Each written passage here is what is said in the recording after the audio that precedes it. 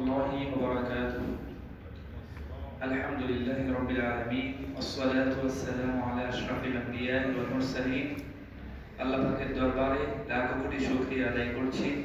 আল্লাহ পাক আমাদেরকে সুস্থ রেখেছেন, সুস্থ রেখে মহান মুনিবের কুদরতি কদমে সেজদা দেওয়ার জন্য মসজিদে আসার বসার তৌফিক দান করেছেন। কালিমাতুশ শুকর আলহামদুলিল্লাহ। সম্মানিত হাজিরিন, আল্লাহ রাব্বুল আলামিন কোরআনুল কারীমে বলে দিয়েছেন, قل يا عبادي الذين أسرفوا على أنفسهم لا تقنطوا من رحمة الله إن الله يغفر الذنوب جميعا إنه هو الغفور الرحيم।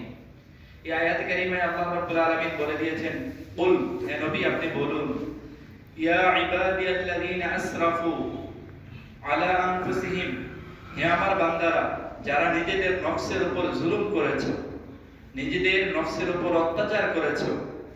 আল্লাহ রাব্বুল আলামিন আমাদেরকে কত যে ভালোবাসেন সে আয়াতে আল্লাহ পাক বহির প্রকাশ করেছেন।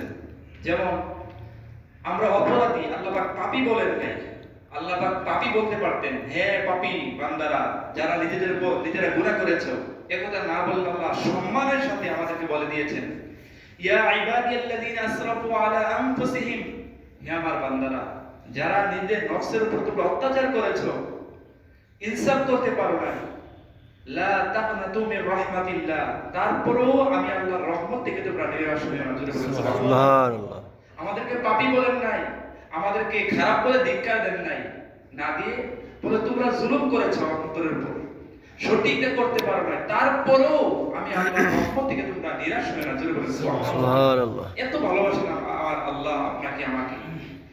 আল্লাহ যে কত দয়া প্রকাশ করে থাকেন। এই বান্দাটাকে দুই ভাগে ভাগ করা হয়েছে।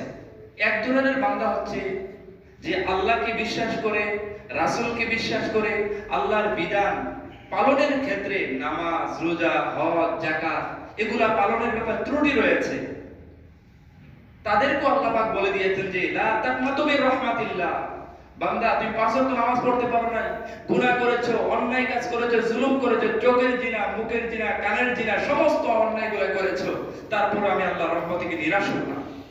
আবার দ্বিতীয় শ্রেণীর বান্দার কথা বলা হয়েছে যারা আল্লাহকে বিশ্বাসই করে না, কাফের, মুশরিক, মুরতাদ, নাস্তিক, এই ধরনের বান্দা যারা আছে তাদেরকে আল্লাহ পাক বলে দিয়েছেন যে কেউ বিশ্বাস করে কিন্তু কাজে পরিণত করে না, মুখে বলে অন্তরে আরেক ধরনের, এই ধরনের বান্দা আল্লাহর জমিনে রয়েছেন।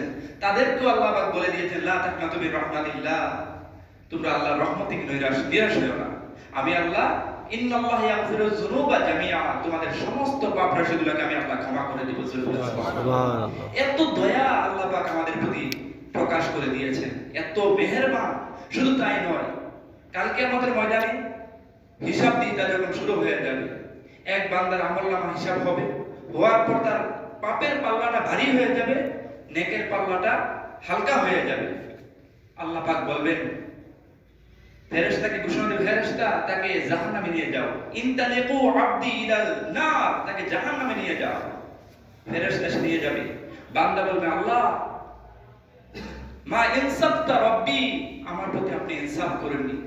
আল্লাহর সাথে বলতেছে বান্দা তুমি আমার সাথে ইনসাফ আপনি করেননি। আল্লাহ কিভাবে? আল্লাহ তুমি তো কোরআনুল কারীমের শুরুতে দাঁড় করে দিয়েছো বিসমিল্লাহির রহমানির রহিম, রহমান আপনি, দয়ালু, মেহেরবান আপনি, তাহলে আমি গুনাহ করেছি, অন্যায় করেছি, অপরাধ করেছি, তাহলে এই দয়া এবং মায়া, এই রহমত আপনি কোন দিনের জন্য আপনি রেখে দিয়েছেন?